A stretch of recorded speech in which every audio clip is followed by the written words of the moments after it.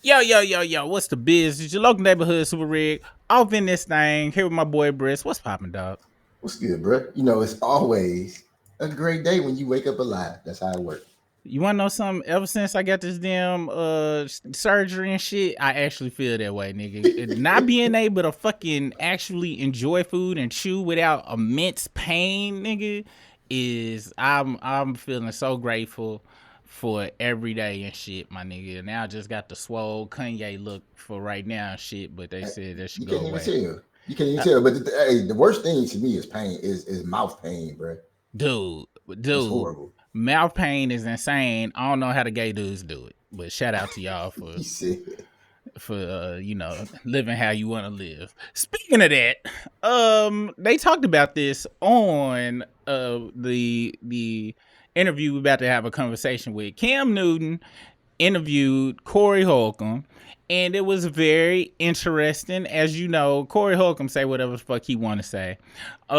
This was on Cam Newton's Funky Friday, where he keeps it funky. How much of the did you make it through the whole interview, or you didn't get through the whole thing? How much? I probably got like 20 minutes left. Hey, and what's funny about this is when I first started listening to it, my son was in my truck with me. Yeah. And so it was the very beginning. So Corey Hooker was saying some very wild things that was like borderline comedy too at the same time. And I found myself like having to explain to my son like what he was saying and the context behind it. Yes. And I'll be honest. Cam brought up a question that I deal with on a regular basis. He asked him as a comedian, is it where did the line, you known as a jokey motherfucker, when does it affect people taking you serious? Because you always joking. He asked him several times in this interview. He was like, yo, you serious? Is you joking right here? And Corey responded with the, when I'm serious, I'm serious. When I'm joking, I'm joking. I go through that and it's affected my relationships and it affect me in real life. Me and you talk about this all the time. It appears that I get away with saying whatever the fuck I want to say. However, that's cool and all, but a lot of the times I be dead fucking serious.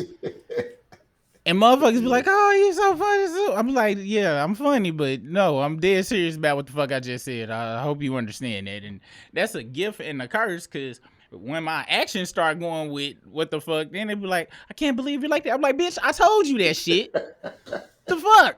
You thought I was playing? I told you I wasn't playing. I had to tell my wife this. I was like, look, just because I sound like Mickey Mouse, I be motherfucking James Earl Jones' voice, Mufasa serious. And that's a direct quote I told her. Then I have to be, me and her got into it one time. She was like, I don't know when you playing or not. I was like, all right, well, fuck you. This is how I'm going to talk from now on when fuck it's time. Hey, I said there's that. And then she started laughing. I was like, see, I can't win for losing. I tried to sound damn serious. You laugh at that shit. Then when I just say the shit in my regular voice, the fuck? Dang. So, and that's some real ass shit. We had it at least once a month. She was like, I didn't know if you was serious. And I was like, look, how many times I gotta tell you? Matter of fact, the higher my voice get, the more serious I probably am. So somebody asks you, "Are you serious?" Would you be able to tell them, "Yes, I'm serious right now"? Fuck Say, "Oh, yeah. Yeah, I do. do you ever joke like that when somebody say, "Are you serious?" and you still joking, but then you say, "Yeah, I'm serious," but then you just I don't play with that. Cause I be like, look, I'm dead serious, and you done heard me say it. If you go back and look at our old episode, I'm like, look, I know everybody think I'm playing right now, but I'm dead fucking serious. Like, I'm dead serious, and I have to tell people that shit. When I'm joking, I'll say I'm joking. I'm like, I'm just playing, da da da da da. But if you, and this probably gonna come back and bite me in the ass one day, where I'm gonna be like, they gonna be like, well, you didn't say you was just joking out there. I was like, well, I just forgot because the joke was so good. Sometimes you do want the joke be going so good, you just be like, fuck it, I'm gonna let that shit sit there and shit, and the curiosity that's a part of the joke. But I do be playing, but that's very seldom. For the most part, I'll be like, I'm just playing. I might say it real low and then keep it moving and shit, just for shit. But they was talking about that. It's clear as mud. Yeah. That's the dualities of it, though. You know what I'm saying? Because shit funny, the thing about comedy is comedy comes from most people truth. Like most, whether it's Cat Williams or any Richard Pryor. Richard Pryor did a whole set about setting himself on fire from smoking cocaine. And it was funny because a lot of people do a lot of fucked up or do a lot of drugs or shit that's labeled fucked up and won't they scared to talk about it and shit.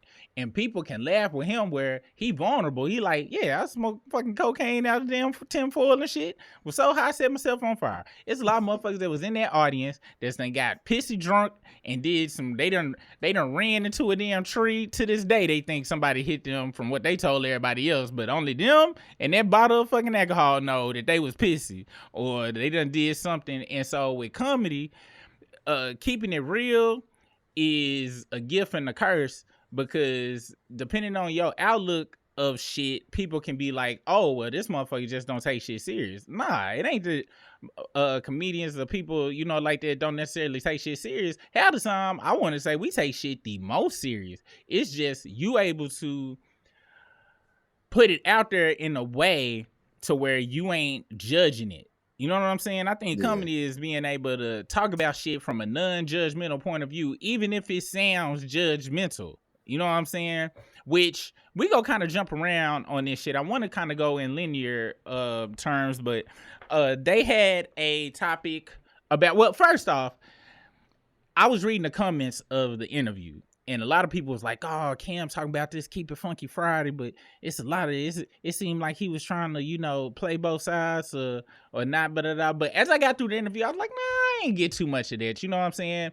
I saw with him being the host, if you gonna be the host of a platform, you do have to supply both sides. You know what I'm saying? Especially when you got a polarizing guest like a Corey Holcombe, you always got to be there to be like, all right, I see where you coming from, but on this side, because when they got to talking about what's his name, Smith, what's that dude, the bald head? He won't let his hairline go naturally. Oh, Stephen A. Smith. Yeah, that motherfucker. Yeah. He was talking about, I know he only saying what his boss say, and people won't let me talk. You know, I won't get put on certain platforms because I'm gonna say this. And Cam came back with the side where he's like, well, you know, when you signing these big deals, these corporations giving this money, you know, you got. And some people was like, oh, they want keeping it funky, but that's facts though. You know what I'm saying? At the end of the day, you can only say certain shit. Now, I don't listen to Stephen A. Smith enough to have an opinion on whether I think he be, you know, shucking and jiving. How do you feel about Stephen A. Smith, and how do you feel what Corey's thought process about him is? Do you agree with, you feel like he be sucking the plantation's penis to stay on, or how do you feel about it? So I've been watching Stephen A. Smith since I was a kid down there, and so I look at Stephen A. Smith a different way. I just look at him, and he always talks about how what he do on camera is theatrics. Can he say exactly what he want to say on ESPN? Absolutely not. There's absolutely no way that he can say what he want to say on ESPN. So yes, Corey is correct with that. There has been times that Stephen A. Smith has said some stuff, and then he had to come back and apologize. There's been time he got suspended before for saying some stuff that technically would be considered keeping it real or just saying some stuff. He got suspended. And Stephen A. Smith make like $15 million a year or something, $10 to $15 million a year, bro. like you're gonna have to concede a few things sometimes. It just depends on what you're willing to concede. Like the stuff that you gotta concede. You pay me $15 million, I'm gonna be like, shoot, welcome to ESPN. Right? You know, you just like Stephen A. Like, look, I said that all black people should be free, but I just want to. That was my opinion, and after further thinking, should is the word, but not. but what the stuff that Corey Holcombe talking about is Corey feels that like Stephen A. Smith be on there like down talking black people, down talking brothers. Can be looked at it in multiple ways. It's mostly black people in the sports that they're covering all the time. So what is it? Have I ever seen Stephen A. Smith go off on a performance of a white person? Yes, I have. Not as much as I have with black people, but again, like I said, most of the sports that they are covering are mostly black people. Well, But got to take that in consideration, and that's the hard part about it. You know what I'm saying? If it's more of that group, just mathematically, they go get more coverage, and if they do something bad, is negative get the most coverage any fucking way. yeah, but with him saying that though, I can see how some people can feel that way about Stephen A. Smith. And I'm also a Corey Holcombe fan too. Like he one of the funniest comedians to me. He definitely in my top 10 that's out now. Yeah, just because I like the shock comics. I like when comics just say stuff where you like, I can't believe bro said that. Like the stuff you're not supposed to say in public or the stuff. Because I even think like this conversation that Corey Holcombe and Cam Newton had, if they had it not on camera, I think that Cam Newton would have been opened up more about a few more things, or maybe have discussed things a little different. Because I do believe that Cam Newton is aware that he can't just say anything on his platform. Oh yeah. Hell yeah! No. Cam got 8 kids, nigga. There's no fucking up the bag, nigga. When you got 8, nigga, and 4 baby mamas, nigga, because you can play it cool as you want to, but one of them flip on you. The one with the most kids flip on your ass. Yeah. Look, we're no longer having black guests on Funky Fridays. Sorry, it's a corporate decision. Unless you gonna pay this motherfucking child support, you can suck my dick. And I wouldn't even be mad at him. Like, look, you gotta do what you gotta do. You gotta do what you gotta do, nigga. If you get in that system. Now, Corey, back to what you were saying about I lost my train of thought, because we were saying about the Stephen A. Smith and how with the 15 million. All right. Corey brought up another good point I wanted to talk about. He kept saying, or they had a portion of the conversation, he was like, people are not getting their due worth. And then, of course, you had Cam talk about, well, quarterbacks getting $60 million deals and stuff like that. But Corey pushed back with, but that's in comparison to the billions with a B, not 1 billion, not 2 billion, like billions that the owners who not only ain't playing ball, can't play ball, never played ball, they not sacrificing their body, they ain't doing nothing but exploiting the system that they already had access to that we was blocked out of anyway. And so of course 60 million sound like a lot when you coming from, and don't get it twisted, 60 million is a lot, but in comparison to you being on the ground, you on the boots, you like the military, like you are the front line, you sacrificing your body. And the 60 million, what's the average lifetime, you know what I'm saying, for 3.5 years. You know what I'm saying? NFL player. And they got you signing, these contracts for 5-10 years, knowing damn well that your ass might not make it here. They got all of this shit. And as we see, Shannon Sharps and the Cam Newtons, they sitting their ass down on a podcast. Their body has been beaten and shit. His thought process makes a lot of sense, as in he was like, they'll give you 60 million, right? However, nobody talks about the taxes. Nobody talks about how they agent and they manager and all of these people get like 40% of that. Taxes take 40%. Them motherfuckers. So after all of that shit, you still probably only walking away with 10 million maybe. And that's if the person you trusted as your financial advisor don't fuck you out the rest of that shit. So he said something that was I ain't even really looking like that. He was like, they give you enough money to shine and stun on motherfuckers, but they won't give you enough money to save your people. They make billions. They could change they could change the lineage. You know what I'm saying? Like they could save homelessness. They could stop homelessness with the amount of money, but they only give you enough money to stun on the motherfucker and shit. And that really puts shit in perspective for me. Like, they'll say, he signed a $6 million contract, but after all the subtractions I just made, that's chicken shit compared to the amount of money that they actually generate. Me and you just had this conversation today. When a company hire you, if they hire you, you make 100,000. They mathematically got to make 1.2 million off of you a year for it to make sense from a business point of view.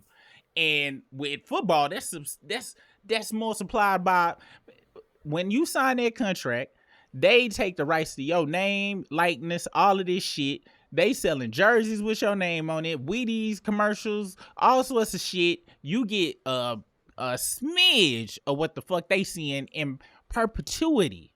But people don't know what fucking that means. That means forever.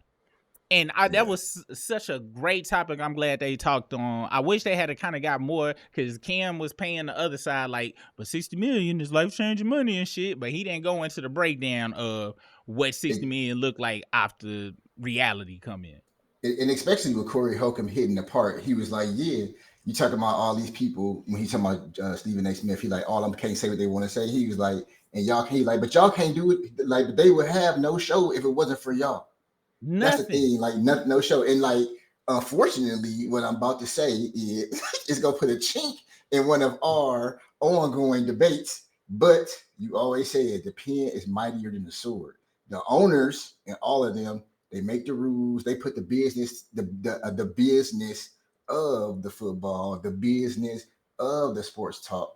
And so, because of all of that, they got all the power, all the money, and they can trickle down to you what they feel that you are worth, even though you are not getting your true worth because of all this residual and all this extra income they get for perpetuity for you. Yes, and he said something I be talking about, because another argument or conversation we'll be having about violence and all of this stuff. And I always said this back in the prehistoric days or whatever. If the biggest motherfuckers, it's always got to be balanced in the world. Usually the strongest motherfucker is not the sharpest motherfucker. Mm-hmm. And in order for it to be balanced, the scrawny motherfucker they usually have more mental capacity to outsmart that motherfucker. And Corey said it. He was like, the weakest motherfuckers got the most power in the industry. And he used the term, the least talented motherfuckers pimp the most talented motherfuckers. The people with the most it's just like with comedy, man. Some of the most unfunniest people I be seeing having specials, man, be going on these tours, man. Corey Holcombe is hilarious, and he said it himself. He don't get indoors because he say what the fuck, you know what I'm saying? There's certain programs. Same thing with Patrice O'Neal, and there's a couple of other comedians, you know what I'm saying? Back in the 70s and 80s, the only reason Richard Pryor and Eddie Murphy and certain other people who was saying for at that time, nowadays will be outlandish shit, right? Back then they could talk however they fucking wanted to, because now we live in this time of political correctness to where you can't offend nobody. Mm-hmm. But back then, wasn't no political correctness. You said what you felt. If the public felt a certain kind of way, you got to deal with without it being online. They seen your ass in the grocery store, you might get socked in the mouth and shit. You know what I'm saying? Wasn't no cancel, but now we live in such a PC society. And he brought up the internet now, and he was like, he said something this was towards the end of it, but he was like, the internet is the greatest tool that we have, but at the same time, the internet done fucked up everything as far as you can control people with the internet now. And now you can't say certain shit without all this backlash. You ain't got the freedom to say shit. I'm gonna be honest. I kind of lost track of what the fuck we was just. Oh yeah, I was talking about the weakest motherfuckers, least talented. And so the least talented motherfuckers make the rules, and they gotta use the pen. The only way you can control a lot of people is rules, and say, all right, y'all, how about we all agree on this? All right, we all agree on this, because this talented motherfucker, people scared of people with talent.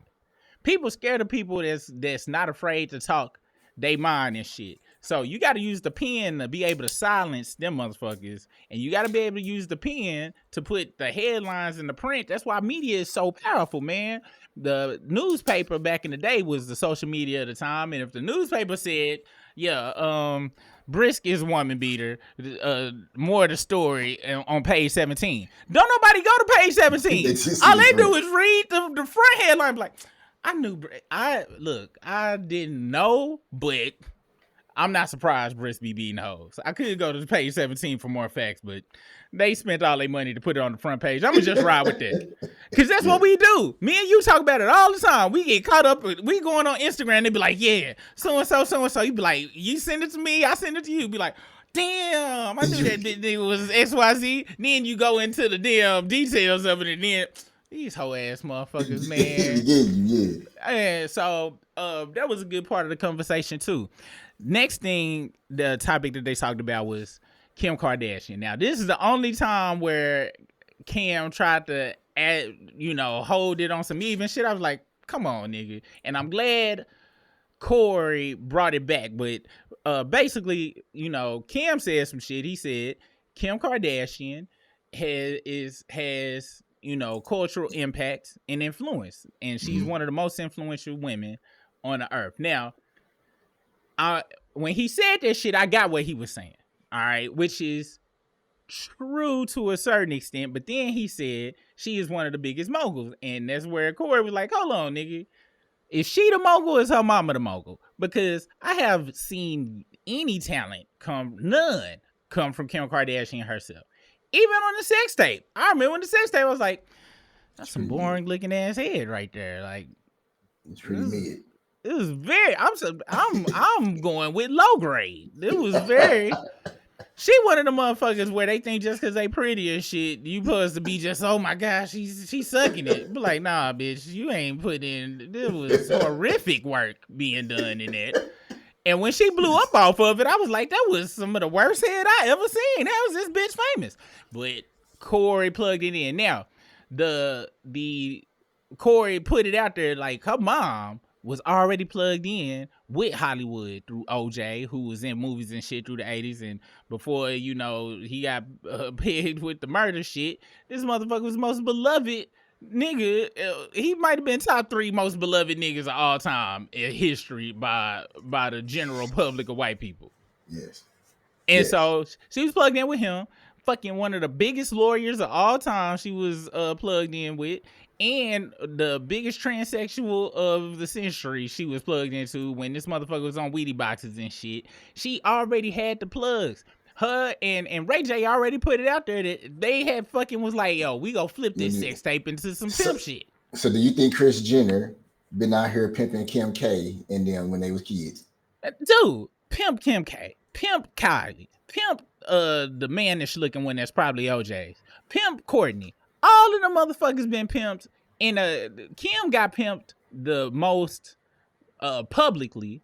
I think Kendall, the model chick, which I think she just purely super lesbian or whatever, I think she done pimped them all in a way, and not necessarily in the, Puff Daddy Baby oil type fashion of it, but if my daughter get a sex tape out, the last thing I'm trying to do is sell it to a distributor so everybody can see it. Her mom's like, fuck it, your pussy lips is online already, we might as well get $1,000. You know what I'm saying? She got a little more than $1,000. Yeah, but I'm like, for me, ain't no amount of money, right? Because and this is where we fucked up in society. It's like, oh, well, they rich and shit. Yeah, but like Corey kept trying to tell Cam, he just be seeing a hoe on TV. That's what he see. When I see Cam tried to clean it up. She's a mogul. She influenced how women dress and how they do their bodies, and Corey pointed out correctly, he got these bitches out here looking like ants, mutilating their bodies to change it to this aesthetic that she copied from black women or other minority ethnic class women who already had their body style naturally, so she could fit in with the niggas that she wanted to fuck, so she could siphon them out from under they naturally already built like that. And then it got so exaggerated that she had people that was naturally built like that saying, my ass not big enough, I need to get even bigger, and fucked up everything. I remember in the 2000s watching, Melissa Ford and all the old video, Esther Baxter, all so them bad. Naturally already bad motherfuckers. And then after that sex tape, the BBL, and I'm glad they called it an epidemic, that she ushered in, and Corey said she negatively influence. She has a net negative influence on society. She didn't bring a positive, how you was trying to say she a mogul and shit. I'm so glad Corey said that shit, because she negatively impacted so many people. And he also pointed out that she got a lot of these girls when they were young. When Keeping Up with the Kardashian shit, a lot of them girls was 12, 13, 14, 15 when that show popped. By the time they started, reaching a point to where they getting money and shit, they was already programmed with, ooh, I'm gonna look like that, or that's what dudes like, or whatever, blah blah blah blah blah. And she had such a negative impact, and Cam was like, well, we're just gonna have to disagree. This great. He tried to, compare it to T.I. and shit, and he painted him in the corner. How I be trying to do sometimes. I'm like, it's a yes no question. Who got more influence, Kim K or T.I.? And on a surface level, I mean, you gotta say Kim, but it's not a positive surface level, right? Yeah, it's not a positive impact and shit, and that was a great part of it. But they brought up the BBLs and stuff. And he asked Corey, do you mess with chicks with BBL? And he said, I smash them, but I would never wife them.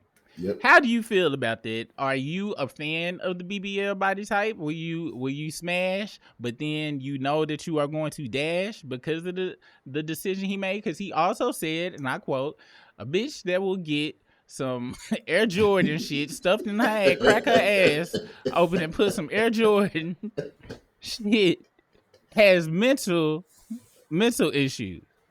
Do you agree with that? Two-parter. Do you agree with the you can smash one but you couldn't wife one? And second, do you feel, because how he described it does sound like mental illness. I done seen the bootleg. Yeah. So how do you feel about these statements? So when it comes to the BB, like, I personally am not attracted to BBLs at all, and at least I don't believe so. And the reason I say that is because there be some people you see, I guess they had like a great nurse or a great doctor that hooked them up, and they'd be like, damn, she fly. They'd be like, that's a BBL. Be like, what? They're like, yeah, and they show you before and after. You'd be like, oh, dang, I didn't know that. Yeah. But like, I am not naturally, I want natural. And so like the BBL, I hear people always say it's like going to Vegas. Like, you can go to Vegas and kick it for like a week.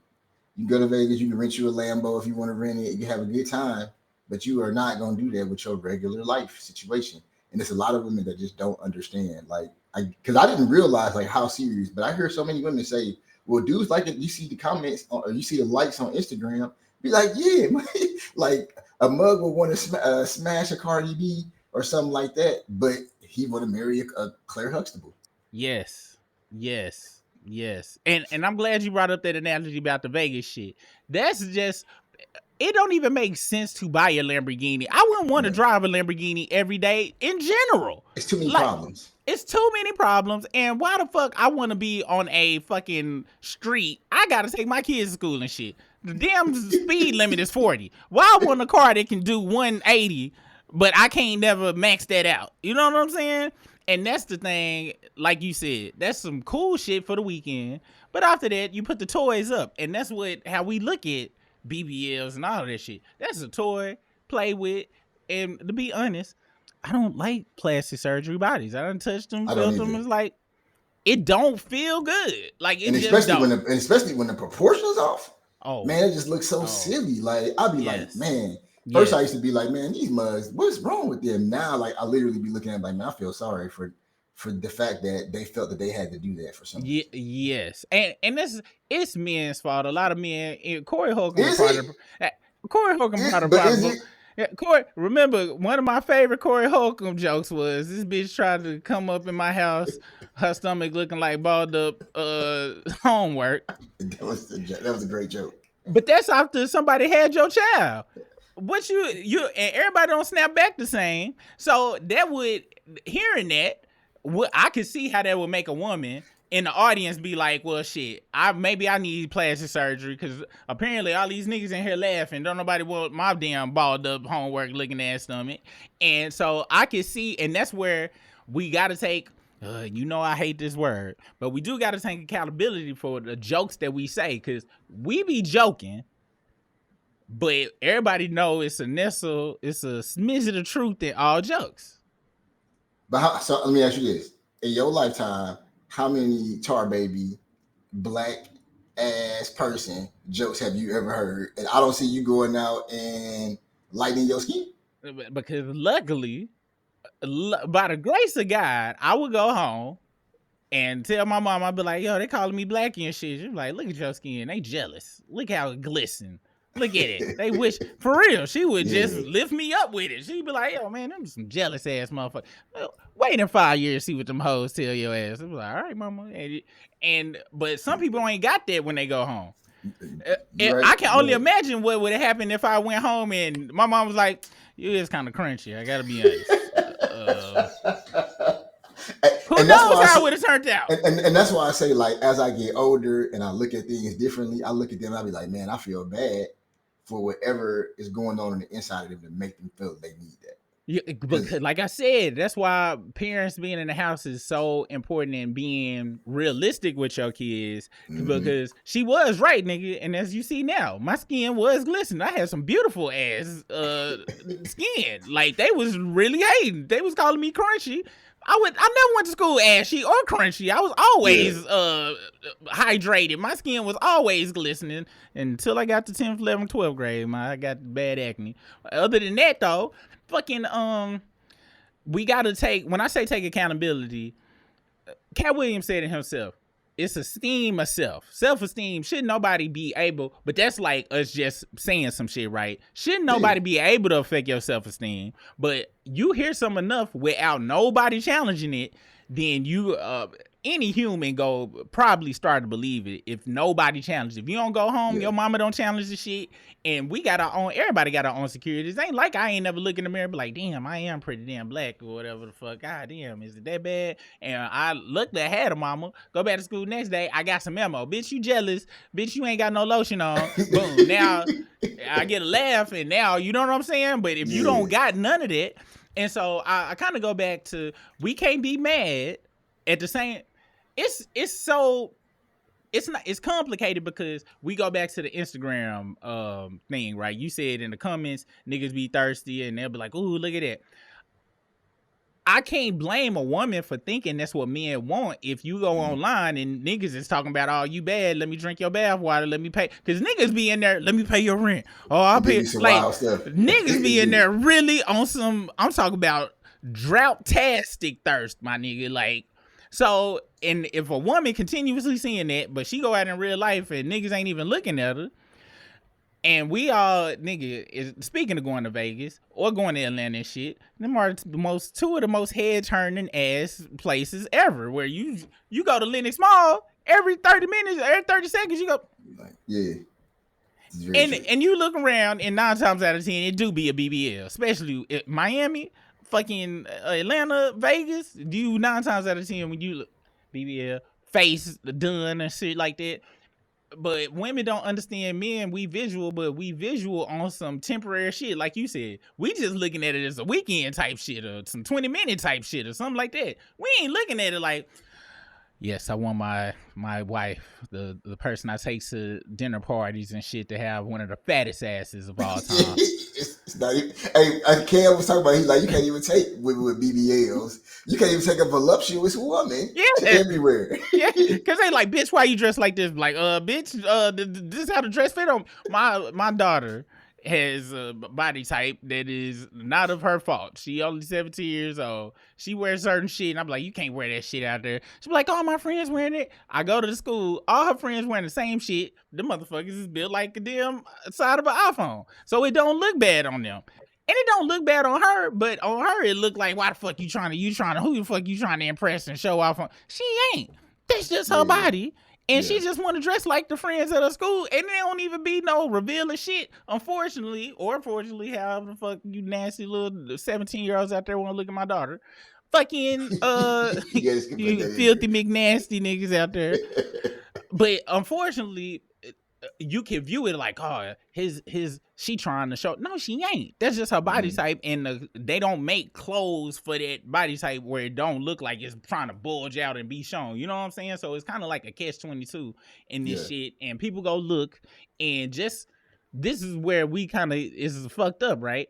She ain't dressing like that for attention. She just trying to look. She think that shit look cute, and having a daughter change your whole perspective, especially when you grow up with them, knowing damn well that in their head, I look so cute in this. They ain't looking like, oh, I'm gonna catch me a baller with this.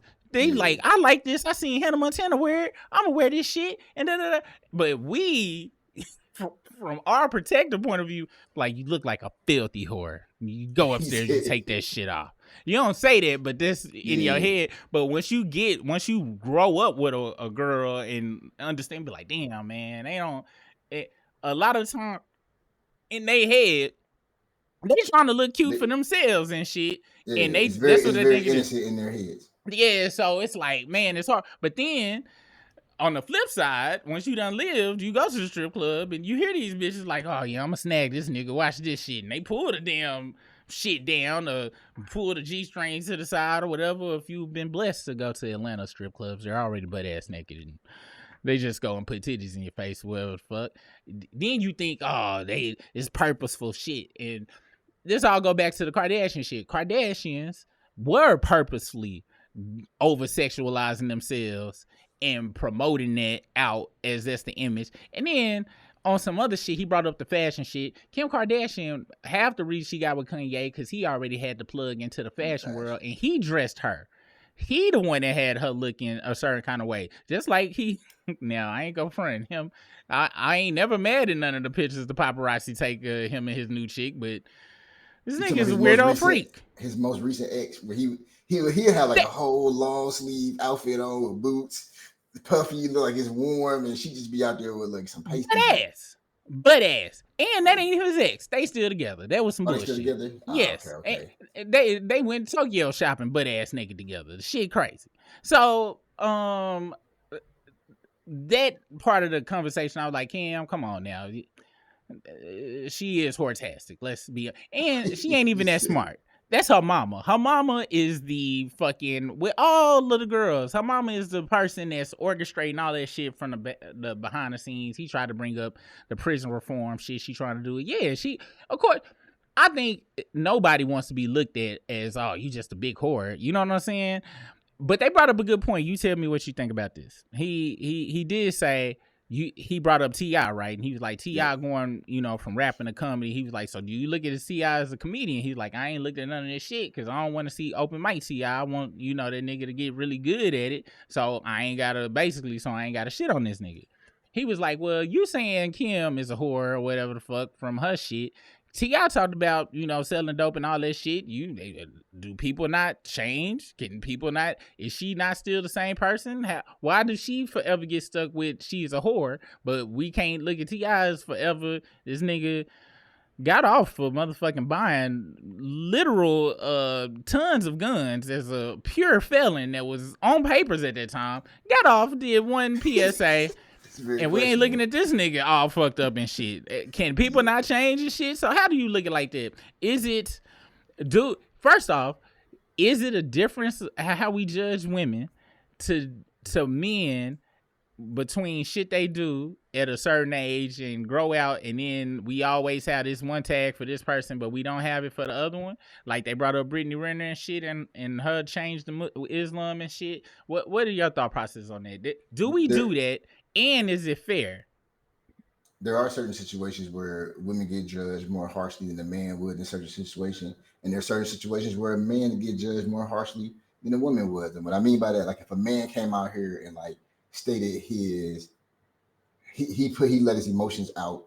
And I ain't even talking about like screaming and hollering. He just stated like, man, I really love this woman and this and this. Like people be like, man, you his soft ass. Like, get the hell up out of here. How was he stupid? He let this woman do all this stuff to him. But if a woman go out here and say that, then it's gonna be like, oh, like that dude, he wrong as hell for that. Like they're gonna jump on the dude. So that's the situation. But if a dude out here like he say, man, I smashed like 60 girls last year, and they was all you see that one, must be like, that's pretty impressive. Some people gonna say that. But if a woman say that, they're gonna be like, this fucking whore. Yeah, like what the hell? So it just depends on certain things. When I think Corey Holcombe was talking about here, he was talking about T.I. actually has talent, rapping, entertainment, performing. Kim Kardashian, what is her talent? And so that's what I got from what he was saying from all this. Yeah. Now, Cam, he did ask a valid question. Can somebody change? Can she actually become a productive member of society just because she came into it hortastic? Can she not now actually develop a talent or develop a value outside of the stabilizing women's self-value of their physical appearance?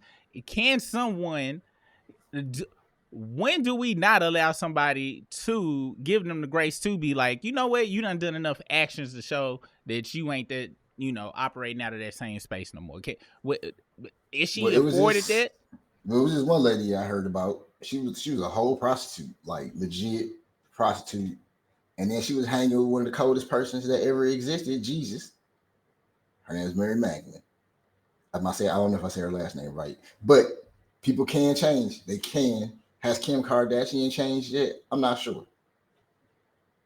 Much like Corey Holcombe, I don't follow the broad, so I don't know what the fuck. Anything I hear about Kim Kardashian is from hearsay and shit, and how gotta she be look. honest. All I know is she has probably the top worst head that I've ever seen on video. That's all I know. That disqualify her for me. I mean, it was very lackluster to be. I'm talking about. I was like, motherfuckers excited about seeing this and shit. And so that's how I feel. I agree with you though. It's in the Bible. People can change. And people. Corey also brought this up.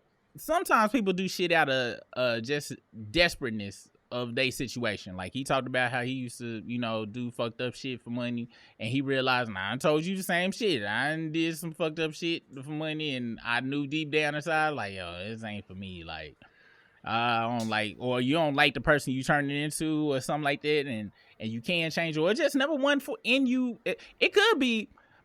We could be looking at somebody who mama was on some Joe Jackson shit and was like, hey, bitches, y'all go sell this pussy out here in any way, shape, or form, or it's gonna be 5 across the eye and shit. So you make the decision. We ain't gonna never know. Like, you know what I'm saying? Is it gonna be an exposing Kris Jenner story like 20 years down the road? But even if when I was talking about the difference between how men and women get looked at, the fact that Kris Jenner is looked upon as she a boss, and she has some pretty nefarious things going on with some young children and sex work. Yes. But nobody's holding her to task for that. Yes, and we also got to side eye somebody who was with somebody, and that person was with them for a very long time. And he was like, you know what? I don't want to be a man anymore. I'm just done being a man. Who the fuck knows what she might have put this motherfucker through? Not saying you might not be born like that, thinking like that, but I'm just saying that's a cold piece of work for however she moved through society and shit. And I wouldn't be surprised if we don't get her. Then I would be surprised if we don't get a Kris Jenner documentary one day on some McMahon type level or some Diddy type shit. I would be surprised if we don't. Another thing they touched on was, hold on, let me see. I had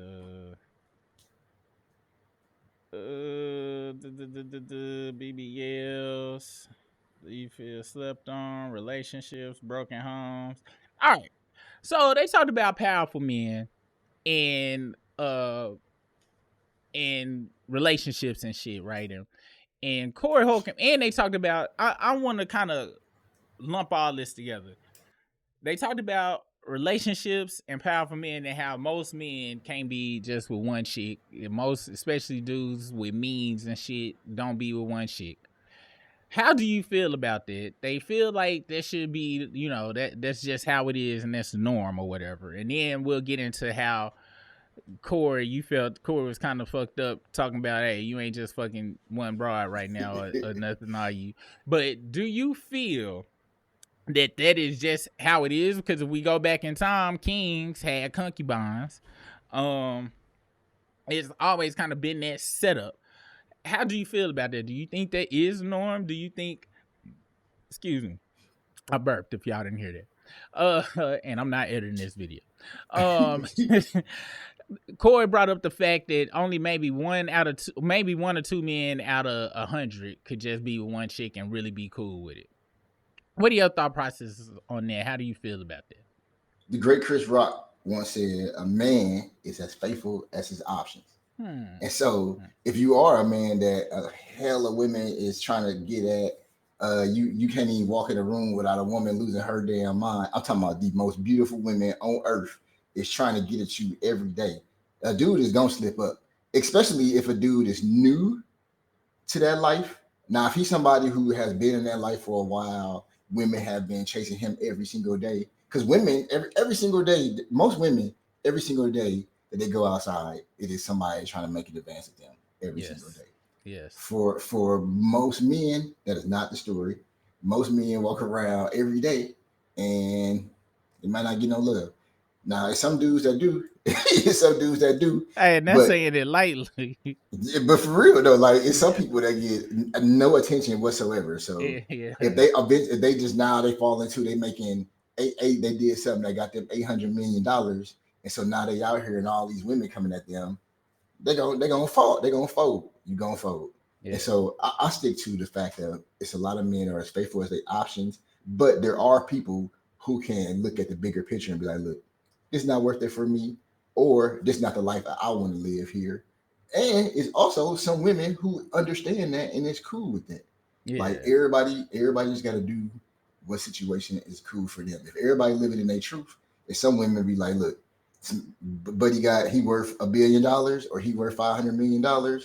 If I give it a dude that's worth $50,000, I'm gonna possibly get the same activity. I'm gonna go ahead and roll with this cat with this 500 million. Just hopefully he Yeah. don't make me look stupid in public. And that's why I said Yeah. I had a problem with like Corey Holcombe was like, you feel like kind of like holding Cam to task about that at this point. Like he probably even though Cam went and kind of kept it real and stated like back in the day he was being kind of like fluid about the conversation how he was having it, Yeah. but in the inside he probably was like, man, what the fuck, why would you ask me that, Yeah. nigga? Like what the fuck, bro? I don't think he should have did that to Cam right then and there. I feel what you're saying. Cam brought him to task a couple of times, which Yeah, he what did. made the conversation kind of good. And I totally agree with you. If you, especially for men who didn't get a lot of attention, if you ain't never get no attention and you get thrown in that spotlight, you eating all of the fish at the cookout. Like it ain't no stopping it. But like you said earlier, some people think more logically, and some people are just, it all depends. Me personally, I always been on some. I wasn't never the relationship person out of my friend group. I was always the single motherfuckers that smashing everybody else's girlfriends, friends and cousins and sisters and whoever else was around. And I didn't feel being in a relationship made sense if I did want to smash a whole bunch of other people. I I whenever I have gotten a relationship, I usually was always faithful and shit, especially now and shit.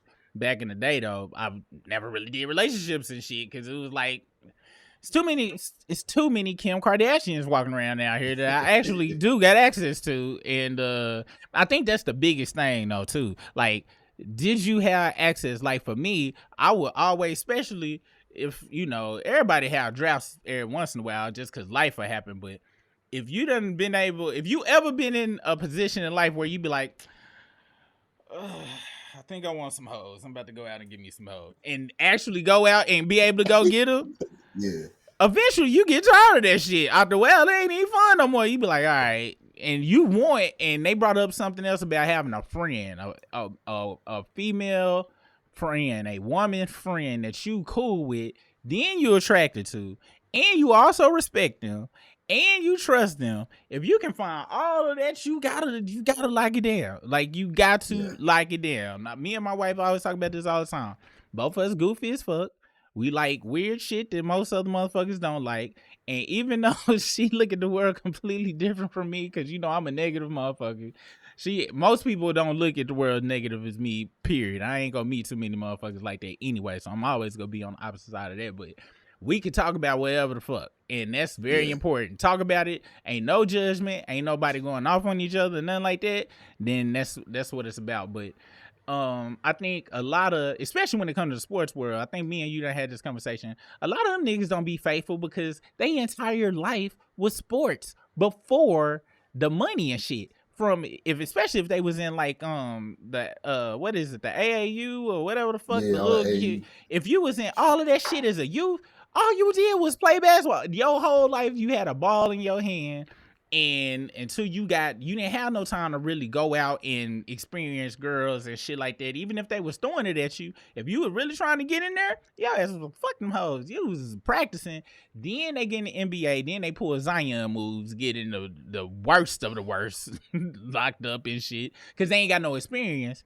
And since they ain't had no experience, they want to taste everything. And I think the most successful dudes usually, if it wasn't no drug dealing shit, I'm talking about they went the systematic way of it. They ain't had no time to be out there to get girls. So by the time they finally can kick up their feet and relax, yeah, they want to taste the whole damn rainbow and shit.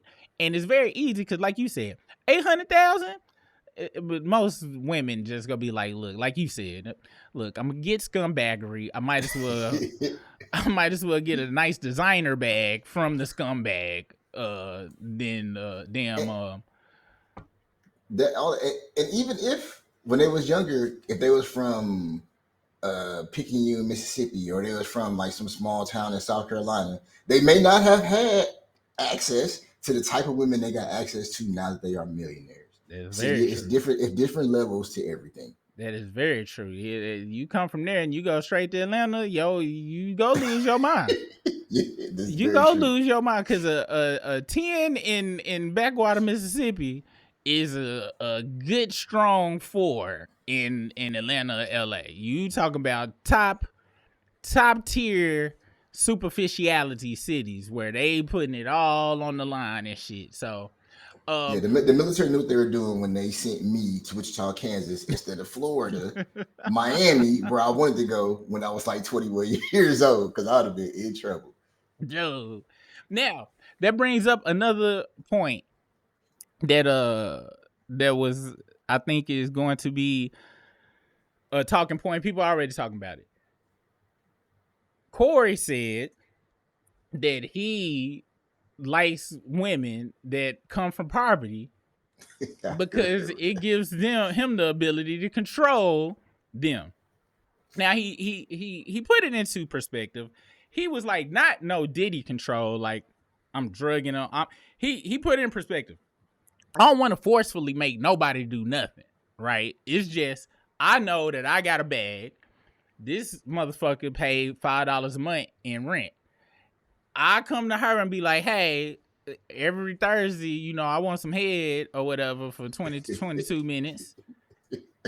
But I get you need your sons to have some Jordans or something, I got you, whatever the fuck. He like quid quo pro or whatever the damn shit is, right? And I know they gonna take the context out of line and all the power dynamics and shit, but, and you tell me our thought process on that. That's just how it is. Like, people in them situations know what it is. Cam threw it out at him. I don't know if he got to this part. He was like, well, in that prostitution? And Corey was like, everything is prostitution. What is not prostitution? What is not it? Everything is prostitution outside of when you get married. And you got people that will be like, yo, marriage is just an insulated type of prostitution where you was like, look, I would like to do a long-term lease on the vagina for me paying the house note.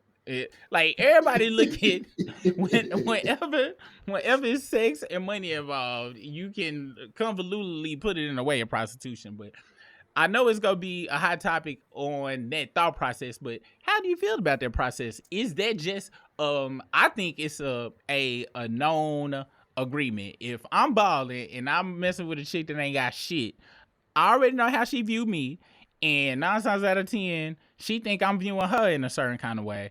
And usually it's kind of easygoing situation if everybody be honest with each other. What's your thought processes on that? Do you participate in it? Because another thing, I'm putting it all on so you can come with everything all together. He also stated, I ain't got no problem with a chick making as much money as me, but a chick making as much money as me thinking we equal. And when we say equal, we gonna break down that equal, because a lot of women don't understand. When we say equal, it ain't equal as far as one person get treated different. We are not equal though. That's we might do a whole pod on the equal that we talking about. But he was like, I don't want, I can deal with somebody who make as much money as me, but they come in with some masculinity shit that come with that. But what's your thought process on all of it? my thought on all of it, as long as no victims are being made, I'm cool with it. If Corey made, because it is women out there who be like, I just need a little help. This guy right here, he can help me out. Shoot, I'm gonna do what I gotta do. Little something strange for a little piece of change. The fella, he may be busy, too busy to maintain a real relationship when he in this particular location, and that's what he want to do at that time. Like, it's different things. People like different stuff, and if people like perfectly honest with themselves and perfectly honest with everybody, this is happening more often than people think it is or not. It's been happening since day one. Yeah. Since we got kicked out the Garden of Eden, Eve had to make some decisions. The world population didn't just come from them two motherfuckers. All right, there's a lot of other shit that was happening just logically. So yeah, you know, I ain't had no problems with what he said. Of course, as a comedian, he said, and he wasn't lying. And he also brought up another statement, which I would like your opinion on. He is like, Cam asked him, can a woman lead in a relationship? And his answer was, fuck no. And I got to agree with that. Yeah. What are your thought processes? I agree with that, yes. And he said something that sounded like a joke, but this is what women don't understand. He's like, if she the leader, we could get all our shit took out of our house at punch point, not gun point, at punch point. Very true. Like people, and this goes back to your point that I be arguing against about violence, but when it comes to that type of shit, yes, violence is the number one overarching for your safety and your possessions. You got to stay strapped to something, because people will just strong arm you for your shit. And this kind of goes back to, we gonna talk about the differences, but men or women are equally as human beings as people with feelings and emotions. Of course, we are equal when it comes to that. But our build, how we are built, and how our brains automatically function differently, we are not equal as us dudes. Our first thought process is, how I'm going to protect my shit. If you a smart person, that's my first. When I wake up every morning and shit, it's like, all right, if I get fired, what the fuck I'm gonna do to protect my family and shit? Like, when I go out at night, all right, let me see, there's the pistols. How should I position the pistol to where I can pull it and there's already is least resistance between me getting it in this motherfucker's kill zones? And it's always protection. That's our first thought process. Mm-hmm. Women's first thought process only be like that on protection when they pregnant or they around other than that though, when they kicking it, they first thought process is, it ain't protection. I'll tell you that damn much right now. They on some other shit. So we are different, and we supposed to be different. That's what make everything work in this world. We gotta have air and water. We gotta have trees and so. That's the whole thing when it comes to that. And we gonna do a whole pod about that. I like to fast forward. I don't know if you got to this part. And this is where Corey kind of started acting dumb, and I feel like Cam didn't press hard enough.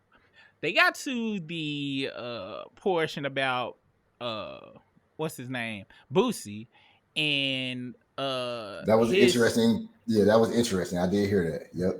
And so he was like, Boosie is a hypocrite because and Corey didn't. It got so convoluted, and I really wanted Corey to pick up what Cam was putting down, but Cam was trying to sound so smart and shit, where he didn't get to but basically he was like, Boosie was like, yeah, I don't let my daughter bring her girlfriend around the house because I don't want to contaminate the kids, but Cam pointed out that Boosie got plenty of songs talking about bitches kissing bitches and having threesomes and shit and all of this shit. I didn't even know that. Like, it doesn't surprise me at all, but I listen to Boosie music, like when it come on at the club, but I ain't a huge Boosie fan like that to know like all his lyrics. So like it don't surprise me that he said that, but I was like, wow, that's a very good point when Cam said that. It's a very good point. And Cam was trying to point out, couldn't Boosie's lyrics influence his daughter? And if his kids, do he let his kids listen to his own music? Because if he letting his kids listen to this nigga, literally, you can find him online talking about putting exo pills up motherfuckers' assholes so they can. And he talking about contaminating, putting shit up your asshole. If that ain't contaminating the children, I don't know what the fuck is. Yeah.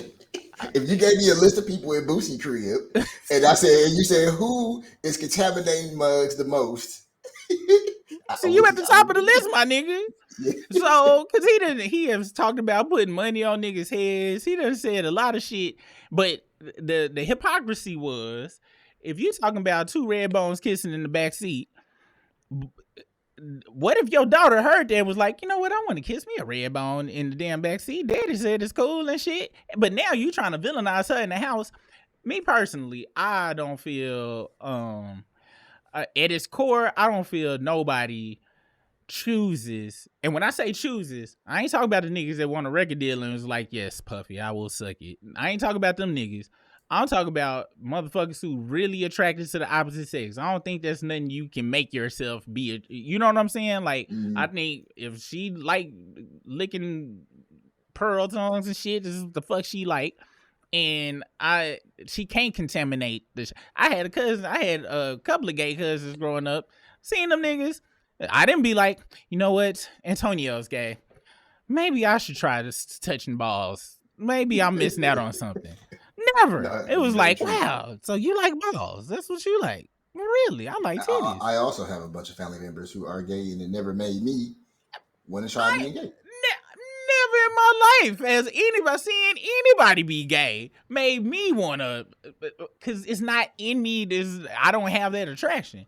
So for him to say it's contaminating, I don't think that's how the shit work. Now, can people be easily influenced and some people can be swayed that way and shit? Sure. I remember from damn 2007 to damn 2013, there was a bunch of bitches claimed they went both ways because Nicki Minaj was lying, talking about she was going both ways and shit just so she could get paid more and shit. Who knows? Who knows what Incredible Hulks and all sorts of shit had bitches doing back in the damn early aughts and all of that shit. However, with that being said, Corey did not, because he asked him flat out, he was like, yo, so do you think he was right for banning the girlfriend? He was like, fuck yeah. And at first I thought he was going to be like, that's his house, his rules. But he was like, no, that shit wrong. Which is true. Yeah. But he didn't go that way though. He was like, no, because that shit wrong. And you got to live righteous and all this shit. But he was like, nigga, you just got through telling me you got a web of holes that you swim through. You got 2 kids, right? If your daughter hear this shit, but Cam didn't laser in on it to make that nigga Corey really have to stand on what the fuck his hypocrisy. Because Corey politicked around that. He politicked around that answer. He did. Yes. And that's... another thought I thought? Like, what if Boosie himself, like maybe he had his daughter around a situation where it was 2 women kissing and she saw it. And in his mind, he like, I know for a fact. Or in his mind, he think that's what possibly caused it. Yeah. So he don't want his other children impacted like that. Like I that's where I was thinking too, because when I look at Boosie, especially early Boosie, I don't take him as somebody who is making responsible decisions around his kids, and there is no telling what kind of stuff that his kids may have seen when they was around him.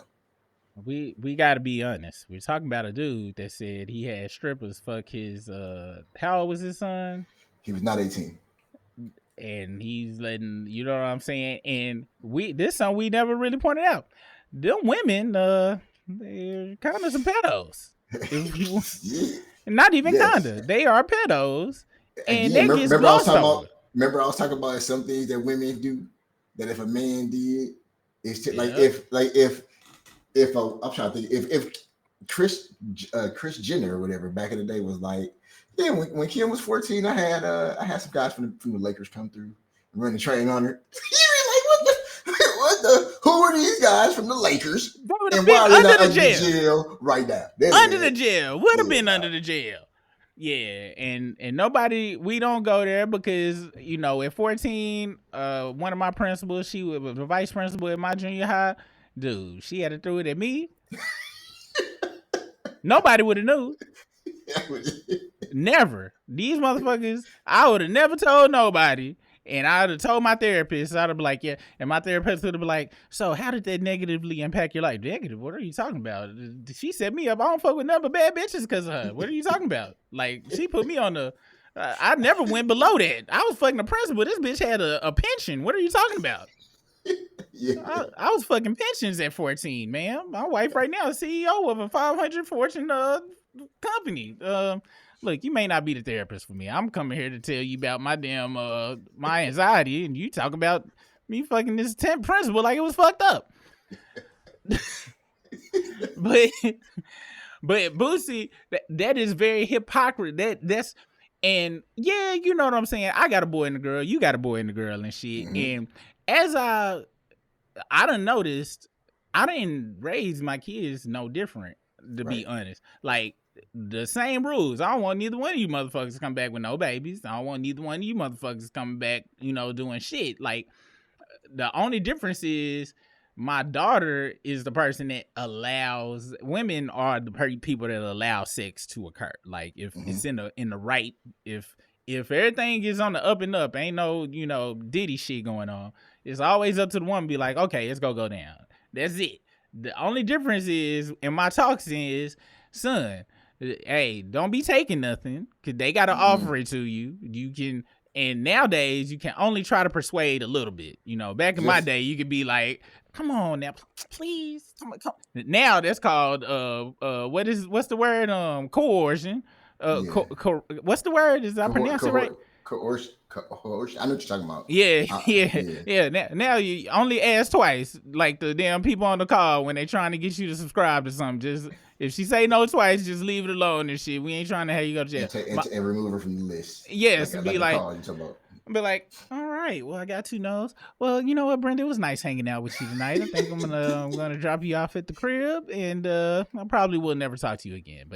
And be very nice and don't speed home in anger. My daughter, the talk got to be like, look, this motherfucker is gonna try to fucking beg and plead and shit. And look, if you ain't feeling it in the first 20 seconds, just go on and stand on your word. If you feel scared, call me. I will come and pistol whip and will be the first line of defense before I pull out any bullets. But that's the only difference, you know what I'm saying? Because like I said, it's not we equal, but we not equal. So the talks I can't have the same talk with both of them because they not coming from the same position of shit. But yeah, I thought it was kind of weak, Corey, to tap dance around that shit. And you know what I'm saying? Because Boosie is a hella hypocrite because of that. And I personally think he's doing his daughter very fucked up. I do too. Now I get it on some. I told my son this a long time ago. I was like, look, if you got Dad, I'm not gay. I was like, look, but if you was, all right, let me just tell you this. I don't have no advice for you. If you having problems with Brad or whatever the fuck, whoever the fuck he may be or something, I ain't gonna be able to help you out. That's it. It's not that I'm be mad at you, but when you be like, Dad, I need some advice about my relationship. Look, bro, I don't know how balls get. He said, I don't know. I don't know how. I have no experience. I don't have no experience. I'll sit and listen to you as long as you don't get graphic, but I ain't gonna have no advice because I don't know how niggas operate. I'm like, and if my daughter was that way, I'd be like, look, just don't bring one of them man looking motherfuckers up in here because I don't get the point. All right, can you bring a baddie home or something? You know what I'm saying? Because if you bring a nigga looking one home, like the fuck, and that's saying I'm bad, but it's just the talks I had with these. These just the talks I had with my children. But I would never, like, whoever they fuck with, as long as they ain't being abusive, you come to the house and shit. And I ain't know you can spend a night type motherfucker regardless of sex and none of that shit. So they ain't gonna go down. And I think they doing whatever they doing any fucking way. But you welcome. You come to Thanksgiving and any jokes I got for you, you just go have to. If you can't take a joke, you don't need to come to this bitch because I'm coming with the jokes. Especially if she bring a super stud home. I'm coming with all the jokes. And if he bring home a damn it's raining man 2 snaps in the circle motherfucker, he gonna get jokes too. Everybody getting jokes. As long as they can take jokes, they can come to this house. But yeah, man, I ain't like how he sidestep around that shit and kind of it was hypocritical. You know what I'm saying? It's like you say the shit ain't right because that's the only thing I think when it come to that type of shit, I get it on some logical shit, you know what I'm saying? But at the end of the day, all humans is different, you know what I'm saying? And that's why I be telling you, I don't think it's no right and wrong. Some shit, it's just, if that's just naturally occurred in nature, how can the fuck shit be wrong? That mean it was by design for some reason. And like you said, the fact that Corey did kind of mention that it was kind of righteousness about it, because he said if your daughter is out here eating coochie, you got some problems. But earlier in the interview, he said he was a pastor, but he didn't read the Bible, but he listened to it. So I took that as he was kind of joking. Yeah. But then he kind of like came back and started talking about like the righteous stuff again. And so I was kind of confused, or if he was joking or if he was serious about that or not. When he said the pastor, he was like, I'm preaching shit that people need to hear. I'm like a pastor. I got you. You know what I'm saying? I thought he said he was a pastor. Oh, no. Well, he said it, but not in that context of actual, because that's when he was like, well, I didn't read the Bible. I listened on audio books. Does that count? And that's why I said, that's one of them things where I didn't know if he was serious or if he was joking. Yeah. Type deal too. And that's where even when I don't even think we talk about this part yet. But remember I said I had to explain some stuff to my son, or I had to tell my son like, hey, I don't know what Corey doing, if he really doing that, but you should not do that, sir. Like if you feel you got a woman that you around somebody. Oh, when he said put the head to the glass. Yeah, like sir, I do not advise that whatsoever. Not at all, not even close to do anything like that. Yeah, because he was talking about disciplining women, and at the end of it, now he talked about it in two kind of different ways. Now I do believe, and I believe this on both sides. I believe that you gotta let whoever you with, and I kind of think this is men and women, and now we call it setting boundaries, but you do gotta check a motherfucker, not hands or nothing, but there's certain types of activity that you gotta let a motherfucker know sternly that will not be accepted, and if it occurs, that's a wrap. Like, but you got to stand on your shit. Now, it should not involve head to the glass tactics. No. And I get what he's saying. I'm sure that a good chunk of people have been in situations where they did have to defend themselves from the opposite sex.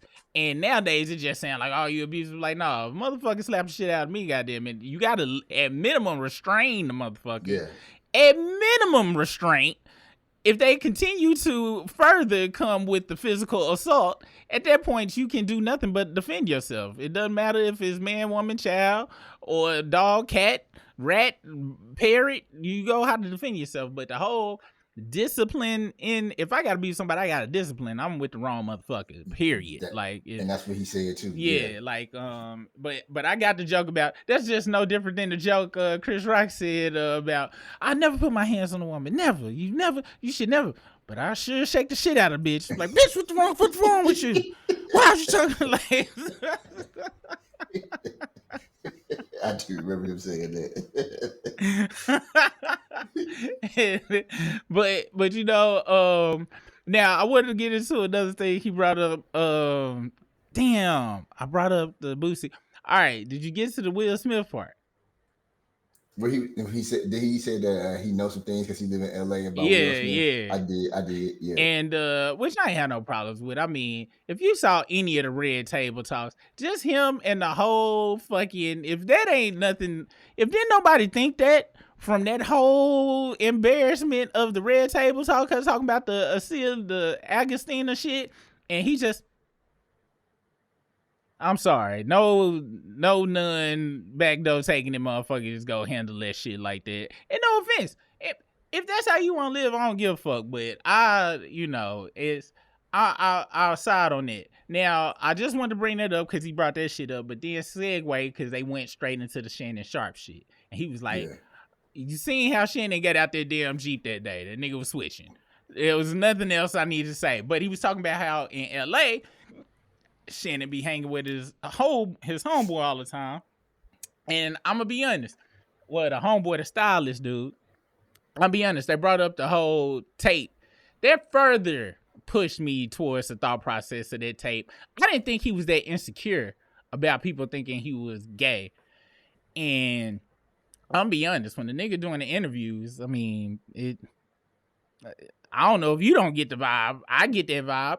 I think Corey was trying to get Cam, because Cam kept saying, yeah, if you accuse somebody of that without no facts and no truth, that's slander. And Corey was trying to get him to say, what you mean that's slander? Well, I think he gay. What's wrong with, are you saying there's something wrong with being gay? That's what he was trying to get Cam to do. Mm-hmm. And Cam was sliding out of the shit too, because I saw how he was trying to set it up, and both of them kind of slid their way out of the shit.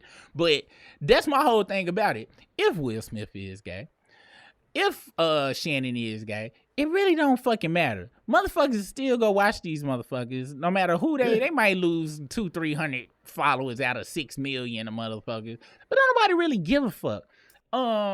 At least I would like to think don't nobody really give a fuck. So this is when it comes to Will Smith. Like Will Smith was a rapper, and then Fresh Prince of Bel-Air. Like when I was younger, that was like Fresh Prince of Bel-Air was like my favorite TV show of all time, and I was a huge Will Smith fan. It was to the point to where if some family didn't see the Fresh Prince show, they knew that I had used the VCR to record it, took the commercials out. Like I had every episode recorded of the Fresh Prince of Bel-Air. So then when Will Smith decided that he wasn't gonna do the show no more, like I was legit like hurt, like damn. And there was somebody who's gonna be an actor. Yeah. So I had no vision of what Will Smith is today. Like I didn't see that. I didn't know that's what he was going after. But then the very next movie that I saw from Will Smith was 6 Degrees of Separation. And I remember watching that, and then I saw that part, and I was like I was super thrown off. Like, what the hell is going on here? Yeah. Like it that had so that's how I look at it. Like, but I have heard about this stuff from a very long time ago. So when Corey say that now, it don't impact me the same. But back then, when I first saw that, I was blown away. I was flabbergasted. Yeah. I'm be honest. Never was shocked. He was, it's hella times he was hella feminine on the motherfucking Fresh Prince show. I'm be honest, like as a youth. So when same thing with you, when he came out with 6 Degrees of Separation, I was like, all right, this your first big thing that you go do. And I was young too. I was like, yeah, no, I'm sorry, bro. You are what you are. I ain't got no problems with it. By this time I had read LL Cool J book. And I was like, I get it. As far as with the Shannon Sharp shit, and like I was saying, I feel like it's 2024. For me now, ain't no shame if you call somebody gay no more. Like they didn't. It's so like it's on some all right. So like you know what I'm saying. The only shame come is if you try to pretend like you wasn't, and then you get put on Front Street. But if you just come, look at Saucy Santana. He is one of the most respected people I respect out of all of them. How he checked academics. This motherfucker checked the fuck out of had that nigga crying. How can I not respect this? And his name is Saucy Santana. Probably the most sassy shit I've ever seen in my life. He unapologetic about it. He don't try to front about the shit. I'm all about if you who you are and you stand on who you are and you ain't, I ain't got nothing but respect for you. I believe. No, my bad. Go ahead. No. Go say what you gonna say. I'm about to say, if you think you about to disrespect Saucy Santana, I do believe you will be met with violence. And if he gets you in a submissive position, he said what he was gonna do that. You might have to call Dr. Umar for to negotiate the salvation of your cheeks. Yeah, dog. So that's the thing. Like, if you are like, if somebody told me, because I'm a fan of Shannon Sharp. I was a fan of him when he played football. I'm a sports fan. I was a fan of him when he was a sports commentator. I'm still a fan of him. He say some hilarious. That dude is very entertaining on television. He's entertaining. He's a big personality. He's entertaining. Yes. If I found out that was gay for sure, he married a dude, I would still intake his content. Like it doesn't change. Oh, hella pause.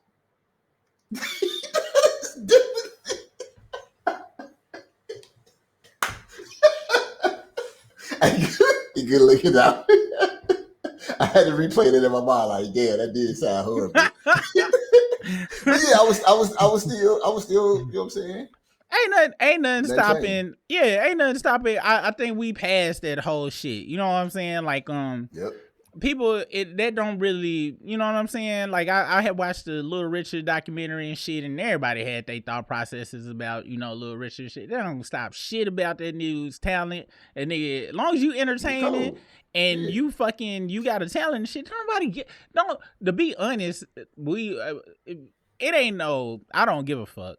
I just want people, I feel like should nobody live in in no type of fear about how they live. Long as you ain't Diddy and shit, long as you ain't, like you said, long as you are not creating victims, I don't give a fuck what you do.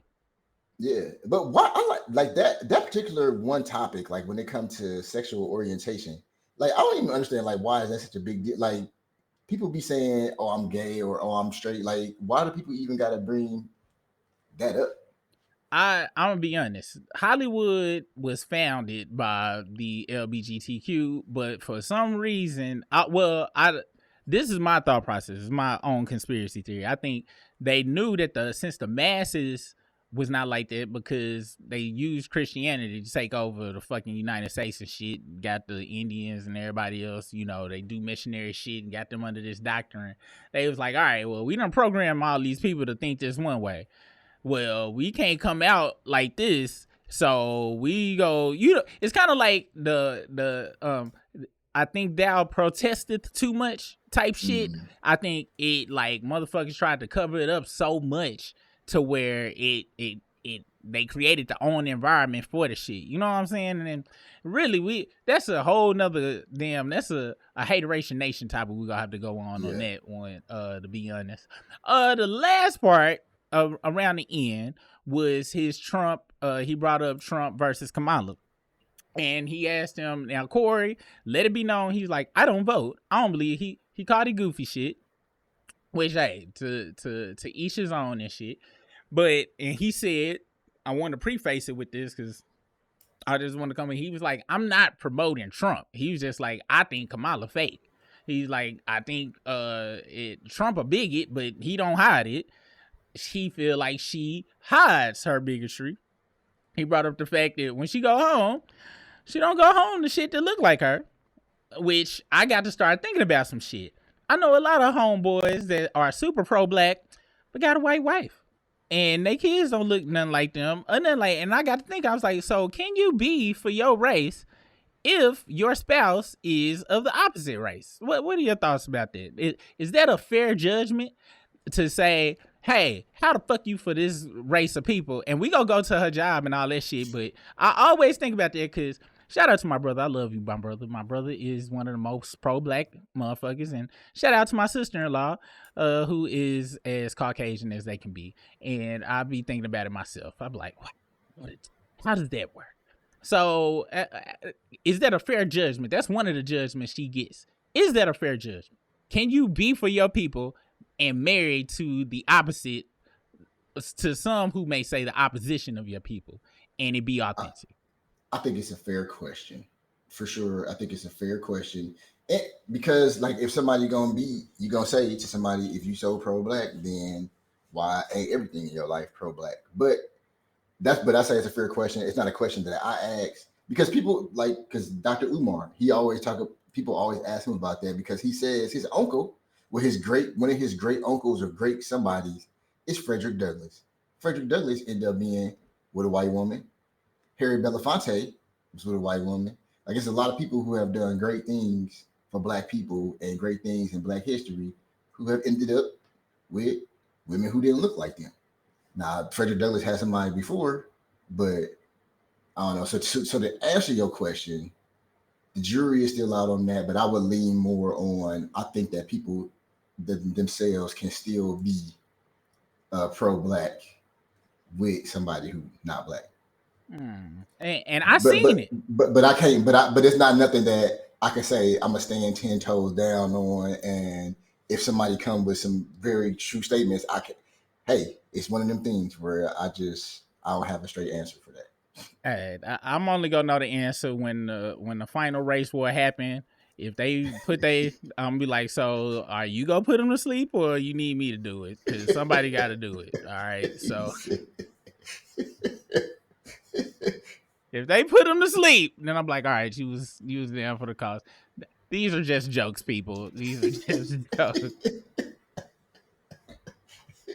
It's definitely just jokes. All right, so that was one point that he brought up. You know what I'm saying? His second point he brought up, and this is something that I have not stated in none of our debates and shit, and because there's a point that people have been brought up, and then finally hit me one day of what people were saying. A lot of people was like, he was like, yeah, and she she put a lot of brothers and black women in jail and shit. Till I realized she was a fucking prosecutor for the damn state. That's their fucking job, is to put motherfuckers in jail.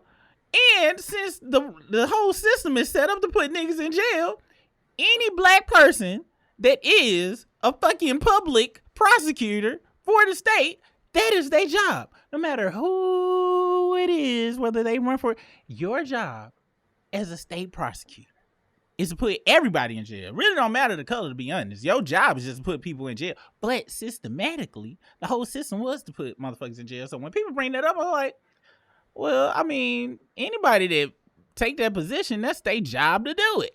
What is your thought process on that? That is her job to do it when it comes to that. Like, so it's really no real argument for that. The counter arguments that I have heard to that when it came to Kamala Harris is there was a few stories where she was like kept somebody in jail longer than they needed to be, didn't want to bring the evidence forward. But when I haven't looked into that story enough to be able to have all the details to say what is true and what is not. Because when it comes to the stories that you hear on the news, a lot of that shit be either heavily left or heavily right. Yep. And they be slanting stories to make people feel emotional about some shit. And they really just kind of like don't have all the details in there. They may leave some stuff out, and you really don't know the whole truth. So when it comes to her record, I've heard black women, I've heard black men from California be like, when it comes to this Kamala Harris, people they looked at her really messed up in California. That was before she was running for president. This is back when she was running for president back a long time ago, when she was going against Biden before she was the vice president. But I ain't never lived in California. I had no knowledge of Kamala Harris prior to her coming out. Which it is, like you just said, when she was against Biden, we got Vance and we got Trump's old vice president against his ass now. If this don't let you know, this is all some WWE shit. That's right. You know what I'm saying? Motherfucking switching teams and shit. You go from damn Hollywood Hogan to motherfucking this motherfucker. Like, it's all, you know what I'm saying? Which it's like, at the end of the day, it is very crazy. You know what I'm saying? How, and I'll be honest, I understand why some people don't vote, because it do look like some WWE shit. I understand why a lot of people feel like, not that I agree with this position. You know, I used to agree with that position a while back, and I did, as people like to say, as I did my own research and shit. I like, oh, okay, I'm a little you know, and you know, I'm a nihilistic person too, but after a while, I was like, all right, it kind of do matter. But I understand everything. I understand everybody's perspective, even because a lot of the people's perspectives, such as what you just said, and this is why I fuck with you. This is why you my boy. You said, I done heard a lot of shit, but I have not looked into it. And I know that a lot of shit can be skewed one way or the other. So that's where I'm at. You know what I'm saying? And that's where most people stop it. What I heard, let's go back to the beginning of us even talking about. Brisk beat hoes is on the front page. Page 17 got the details. Don't nobody go to page 17. Yep. Anybody that's just jumping on the live, please go back to the beginning. Brisk does not beat hoes, but we was doing. Make sure you let them know. We was just doing the example of how people just read the headlines of shit and don't do the further research of it. And it's that's what they bet on in everything, that we not go do our further research. And it is not. The thing is, and I think the reason, me and you say this all the time, Trump is hilarious, and Trump don't hide nothing. And when I say he don't hide nothing, a lot of people like, how he racist? I'm like, do you listen to what the fuck this motherfucker be saying? He says the shit, but it be so funny.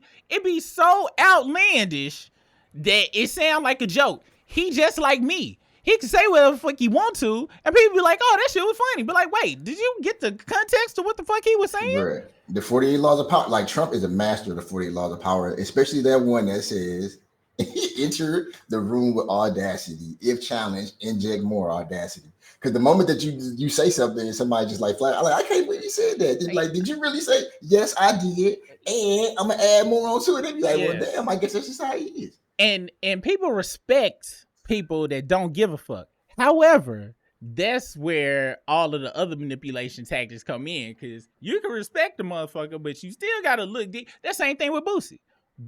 Boosie gonna always get love, but like we just said, he literally had a grown ass woman give his preteen, mid-teen or tween fellatio. And since he had so much audacity to just come out and tell us the story, oh, that's a real ass nigga right there. I wish my daddy was giving bitches give me head. But then when you zoom out and be like, hold the fuck on, what are we saying right now? Yeah, bro. Yeah. What is what? And I think I think that is what's so crazy around. They didn't get that deep into it as far as election, but I just want to go on this and then we'll end it, because I think they talked about love or something. I ain't get to that part, but that's the crazy thing about election time. It whip us up so much in our emotion that by the time we understand what the fuck happened, it be 2-3 years later, be like, I think I may have fucked up. I think they might have got us on, because we love motherfuckers that keep it real, but you know what I'm saying? That's the thing, and yeah, she fake. I think a lot of shit she do is phony as fuck, but I understand why she got to do it, because it's a part of the game, right?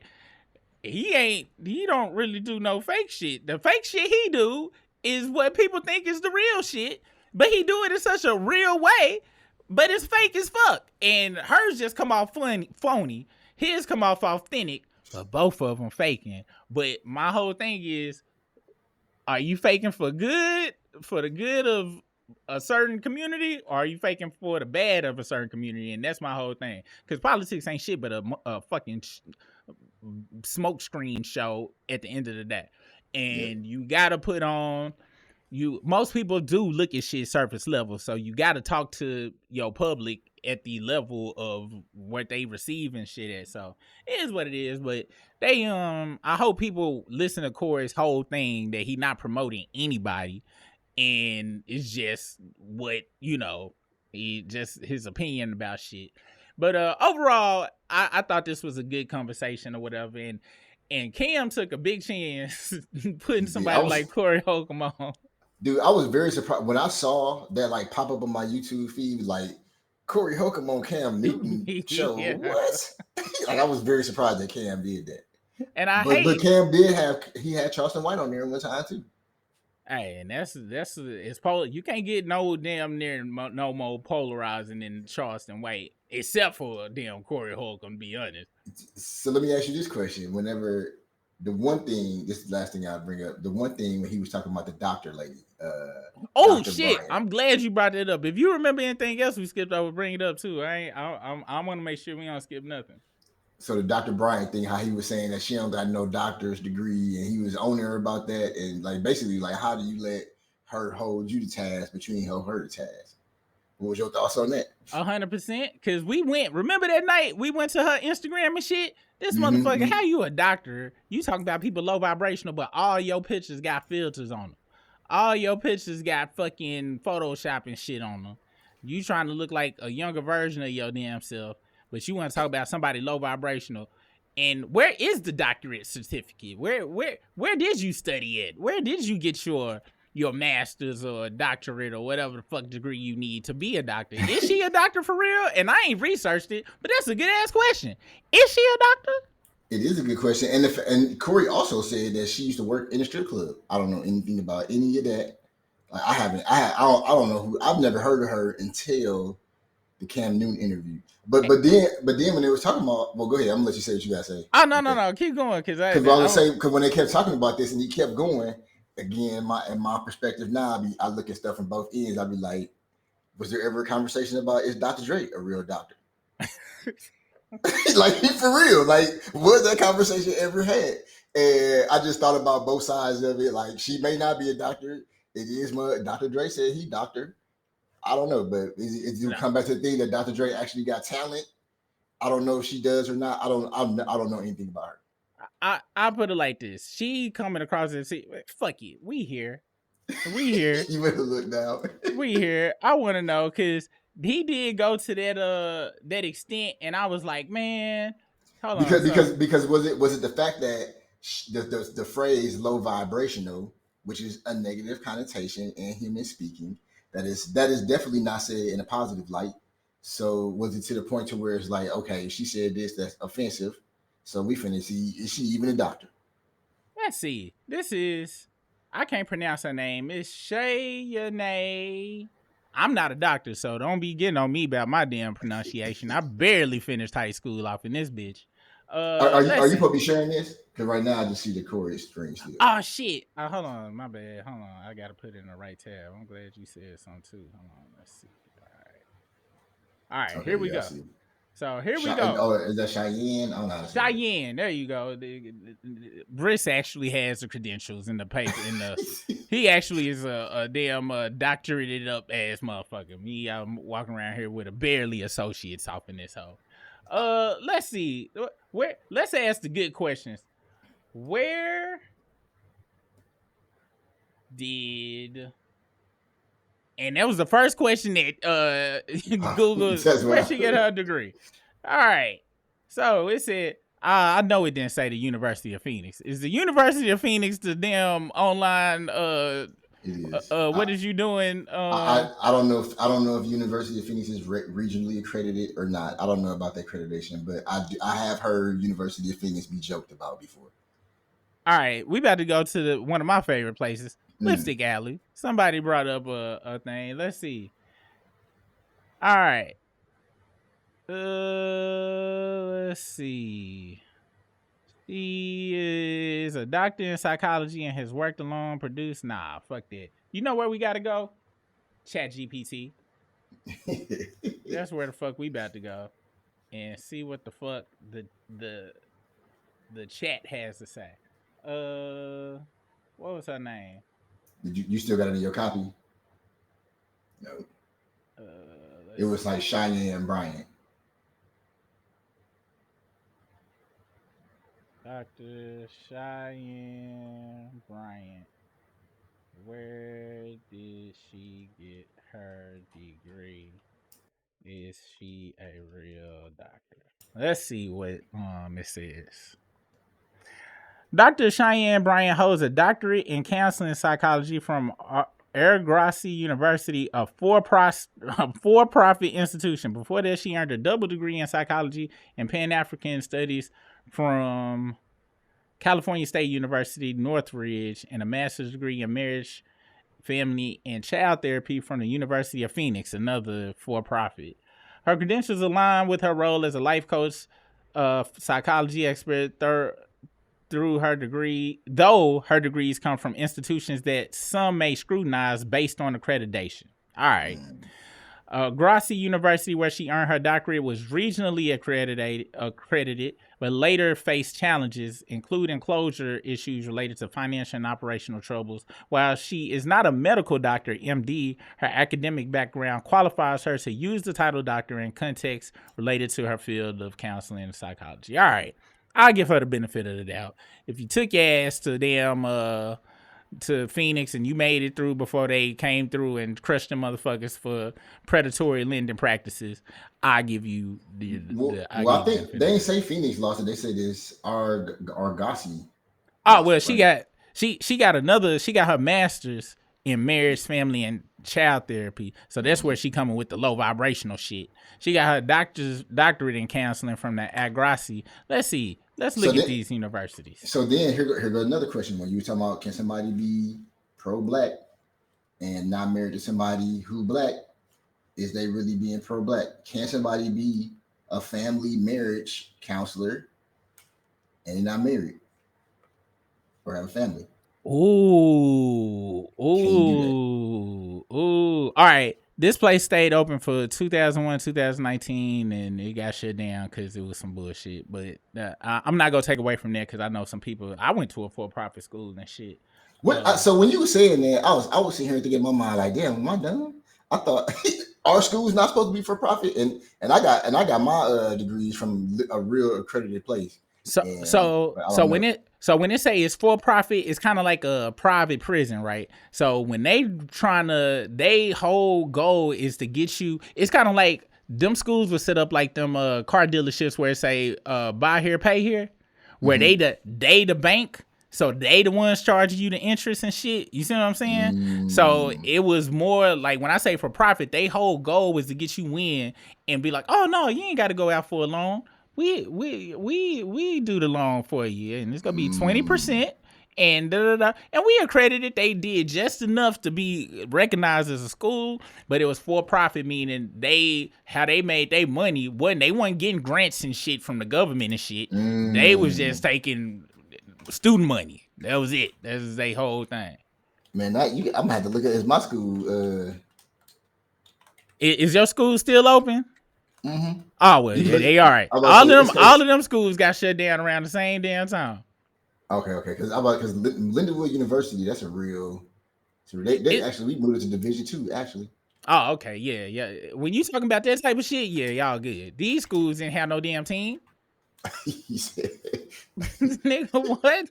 Nigga, they most of their campus was a strip mall, nigga. Back to your question though. Can you be? I personally don't believe that you can be a marriage counselor if you're not married, because marriage is something completely different than a boyfriend girlfriend type shit. And if you ain't been in long-term relationships, I can't take no advice from somebody. I'd be like, so what's your longest relationship? Oh, well, shit, 3 years. I'd be like, all right. If my longest relationship was 3 years, then we kind of. But let's say I've been in a relationship with somebody for 10 years. Wait, let me take that back, because I always had good advice when I was a single motherfucker. That's because I always saw everybody else's relationships from the outside looking in, but they would always involve me into their relationships. However, a marriage is different, because people who married, if you a smart married motherfucker, don't nobody know y'all problems. That's the difference between boyfriend and girlfriend shit. Boyfriend and girlfriend shit, I'm telling, oh, I'm coming to work. But like, man, you know that bitch, man, that motherfucker gonna tell me that XYZ. But well, I've been married, ain't nobody gonna know nothing that's going on in this motherfucker, because that's how it should be. Nobody should know. No, and that's why I think people fuck up and shit. So if you ain't been married, how the fuck you gonna give me advice about marriage? Because married people who ain't been married be like, oh well, you need to leave that. Like, bitch, do you not understand that it ain't just as simple as I'm gonna just get up and leave? This ain't no regular relationship and shit. Now we gotta the court gotta tell us when we can leave each other and shit. Like, it ain't no. And so we got way more shit to think about and shit. So people who have not been in the constraints or the in the rule book of a marriage, you can't give me no advice about no marriage and shit. You don't even know, because it ain't a marriage. Is you got a relationship, and then a marriage is like a fucking. It's like a what's that damn steak and shit they cook? Beef Wellington. Everybody think just because they didn't have the beef part, which is just a relationship, a marriage is the Wellington on the outside. That's the hardest part to make too. But you don't want to crack the crust and shit. But the crust is something completely separate. Everybody done had a relationship, but once you done got married, that's a whole completely different ball game, different set of rules. How you make decisions got to be different. And when you decide to leave that situation, that's why fucking Tia Mowry and shit going through the pain she going through and shit now, because you done exited something to where you exit. It's a small percent. You can break up with somebody, get back with them, but it's a small percentage of people that get divorced and be like, let's do it again. You hear them stories, but they very minute. Once you done put somebody through the trauma of a damn putting all y'all business out in front of damn random ass motherfuckers, I don't trust you no more, motherfucker. I barely like you, especially if we ain't have no kids. We ain't got no kids. I probably hate your guts and hope you die a very horrific death. So, yeah, I'm gonna have to say you can't be my marriage counselor and you ain't been married. And then you got to have a minimum of 10, 15 years for me to even look at your shit. It's successful, because the thing about it is, they say that you done heard of the 7-year itch, right? Have you ever heard of that? Was that like, if you make it to 7 years, you're gonna be good? Well, no, 7 years is where y'all get tested, where motherfuckers get tired of each other and shit. And on the 7th year is when most of the people that, if you think about cheating for the first 3 years, but you know that freshness of the marriage is like, no, I'm not gonna do. 7 years is where people start fucking up or doing whatever the fuck they was gonna do. And if you can make it through the 7th year, then you be all right. But that's I done heard that thing. So and let me make sure I did that right. Hold on, this 7-year itch marriage. I want to make sure I got that right up in here. Let's see. All right, yeah. The 7-year itch is a term used to describe a feeling of dissatisfaction or restlessness in a marriage around the 7-year mark. It can refer to a number of issues: disagreements, lack of affection, fewer shared activities, overall dissatisfaction, conflict, cheating, and irreparable differences. The term originally originated from the 1955 Marilyn Monroe film, The 7-Year Itch, in which a married man becomes infatuated with Monroe and plans to cheat on his wife. The film is based on a psychiatrist's manuscript that claims all men cheat in their 7-year marriage. Bullshit. While there is no definitive proof that the 7-year itch is real, some research suggests that the percentage of divorces increase around the 7th or 8-year mark. However, others say that dissatisfaction in a relationship peaks around the 10-year mark. Some tips for, all right, fuck, we ain't going for no tips and shit. And this is why, another part of they shit, which I'm glad they spoke about, was when Cam, the part where you said, what's his name? Corey, when he put Cam on the spot about, is that you only fucking your girl right now? He was like, look, I'm telling you, yeah, I did cheat on her before. However, she stood with me through that shit. We communicated. She was like, yo, why are you doing this? And I was like, well, shit, I'm doing it. He was like, I was able to talk to her to the point to where now I feel bad. I feel like I embarrassed her putting all that shit out there. And I ain't gonna front him continuously saying I need to reiterate. And that's my thing right there. That's what I'm saying. I was like, he continues to lay it down. I need to be honest. She was not the only person I was sleeping with while we've been together. But he eventually got to the point where he's saying now it seems that now it's just him and her. But it took a lot of communication and he was able to talk to her about a lot of shit. And I think that is the key to 7-year, 10-year, 8-year, 3-year itch, is being able to communicate with your person. And like he said, and Corey had some points too, that women should, hold on to. He was like, I was able to come to her and be like, yeah, I kind of stepped out. And she didn't come to me like, bitch, you dumb motherfucker, I can't believe. She was just like, oh my gosh, she was hurt. But she was like, all right, why? Like, what's the whole deal? And instead of her being like, well, fuck, because let's be honest, we know that bitch won't go leave no damn Cam Newton. Like, and Corey and Cam coming from two completely different worlds. All right, Cam could get hoes without the money and shit. Let's just be real. Corey need that damn money. Let's be 1,000% factual and shit. Cam could experience this shit without the money and shit. So of course she sit there and talk, because you can see Corey he do come off a little bitter and shit. Like, it seemed like a lot of motherfuckers that came to him crazy and he get his revenge and shit in kind of petty ways. Cam just like, look, bitch, I'm fucking 8 other bitches. What you gonna do? I don't know. I am Cam Newton. Let's be real. And of course, so she came to him. But all jokes aside, you got to be able to have that communication with somebody to get past them things. If you do. She even said it, like, she joked about it. She was like, everybody talking about, Jazz, you stupid, this, and this. She was like, but who had been pressed by a 6'5" millionaire? None of them hoes. All of them. And I agree with people when they said she was kind of a pygmy that night and shit. But when I zoom out, like she said, like, she is these bras. She made it. Women hate her because they would love to trade places with her, because a lot of these motherfuckers got damn bottom of the barrel baby daddies and shit. If your baby daddy paying $127 a month in child support, you really can't say nothing about Jazz with Cam Newton. They have zero to say about Jazz and Cam Newton. I get, but don't get it twisted. I get how they can feel like she stupid or a pygmy, but like we said earlier, 800,000.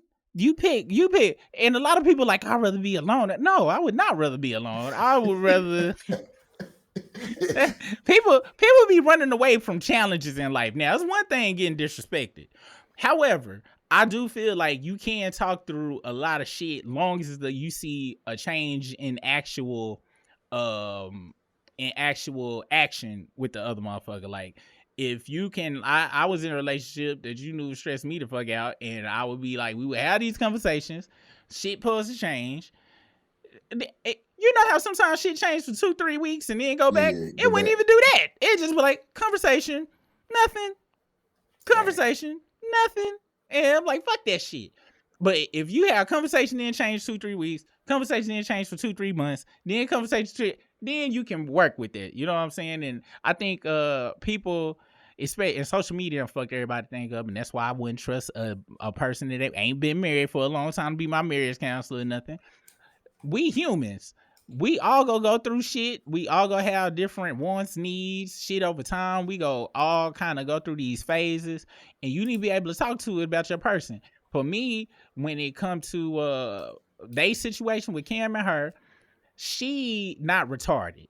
And I'm sorry, I forgot we can't use that word, but guess what? I just did. No offense to any of the people that took offense to that. I'm sorry. I'm an 80s baby, and we just use that word in gist.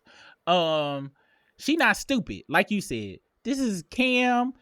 Fuck Cam Newton playing football. This is a 6'5" motherfucker. Do you know the percentage of motherfuckers at 6'5" in the world? Like, that's only like 1.2% of the damn population. So this nigga is already winning just on the genetic lottery itself. And got millions of dollars. And got the like I said, this motherfucker was gonna be all right with or without money. All right. With the money added to it, but to fuck the money. Me and you know motherfuckers like that back when it was growing up. The tall motherfucker. If you 6'5" and you built like an Olympic athlete, you pretty much could do. You could be damn broke and have this same. But fuck, I knew fat, stubby, CeeLo Green looking motherfuckers who was running shit like this. That too, yeah. If it's something that you got, if you got the charisma, you got it, and you provide value in some type of way to somebody's life, they gonna stick around. I think people are fucking up very good situations because they don't communicate, or they communicate and they don't listen. It sounds like him and Jazz been communicating and people listening. If I took what he said literally, it sounds like he ain't stepping out now. He told Corey he ain't got no web of women, and that makes sense. And I also want to say I'm one of them 1 or 2 out of 100 that don't cheat. I see no value in it because when I was single, I run up the board. And I have my motherfucking damn STD positive test to prove to y'all that I was out there running up the board. And that shit, who want to live that life? Yeah, if I get committed, I don't want to cheat either. And what's the point? I'm be honest, and this is a whole nother pod. We about to end this one, but we'll talk about this. To me, cheating is the dumbest thing that you can actually do over the age of, I say, 23. Up to 23, I give you, I think people jump into committed relationships a little bit too early. You know what I'm saying? But after 23, and especially after 30, why are you cheating? It's very simple to be like, look, I don't want to be with you no more, or I'm gonna fuck 7 other people. Either you gonna let me be cool with fucking 7 other people, we need to break up. And what's crazy is a lot of dudes, if they have it like that, they be shocked with the answer they'll get from their chick. She might go off in the first 10 minutes. You dirty motherfucker. You be like, hey, well, I'm going to give you some time to think about it. And you be shocked at how many. If you can bring it down from 14 bitches to 7, we have a deal. Especially if you 6'5", built like an Olympic athlete, and you got millions of dollars. Especially if that. We talk about a nigga that got access to the Rihanna type motherfuckers and shit. Of course he had to make some concessions and shit. He was probably fucking motherfuckers that was 8 bajillion times better than her on all the levels, financially, all of that shit. Of course she gonna be down. And our next conversation, we about to end this pod, but our next conversation is gonna be about how women are. Let's talk about pick-me's and the good and bad, because I understand why women don't like pick-me's, but now they're trying to say being a ride or die is bad. And we're going to talk about, as me and you having daughters, our conversation, I want our next one to be how we would talk to our daughters about these types of things, because it can be used to control somebody. But however, I'm not getting with nobody that's not a ride or die motherfucker, and you better want me to pick you. What the fuck is wrong with you? But that'll be our next conversation. But out of a 10, how would you rate this? Well, do you want to see? I know Corey and his peers, Corey and Shannon probably got a little friction, but I would love to see Corey go on Shannon. But Oh, I gotta be honest. I think Shannon might put his foot in Corey's ass. Like Shannon Sharp I would think, probably beat the I sleeves off of Corey. I think it would get very violent on that show if he did go on there. Cause that's a big brother. Shannon Sharp is a big ass dude, as strong as he was on the internet bench pressing like 500 pounds at his age. That's insane, bro. I think Shannon could pick Corey Holcombe up by his face, straight on some, and look him in the eye, and on some Mortal Kombat shit, just kind of shake it, spine come out and shit, fatality type shit. Hey, Shannon got some anger issues too. So He do. I can see him straight snapping. So I love Corey Holcombe as a comedian. So please don't ever go on Shannon Sharp show. I don't think it's going very well for you, sir. But I give this Cam Newton interview a good 7 out of 10. It's a good watch. It was entertaining. It was some fakery on both sides on some parts, but for the most part, they did kind of keep it funky. What would you rate it? I would say like a 7.5. It was entertaining. Even if you have to, like I was driving around listening to it through some stuff I had to do through traffic in Dallas. So I actually was able to listen to the whole thing yeah, in traffic. It probably was like 20 minutes of it that I missed at the end. But yeah. yeah. Yeah, well, thanks for joining us for this episode, and yeah, make sure you go head over to our Patreon where we you'll hear us cussing each other out on political debates and shit, where we keep it really where it really get funky on the Patreon and shit on Wednesdays. Other than that, thanks for hanging out with us. Hope y'all have a good one. See you on the flip side. Peace out. Peace.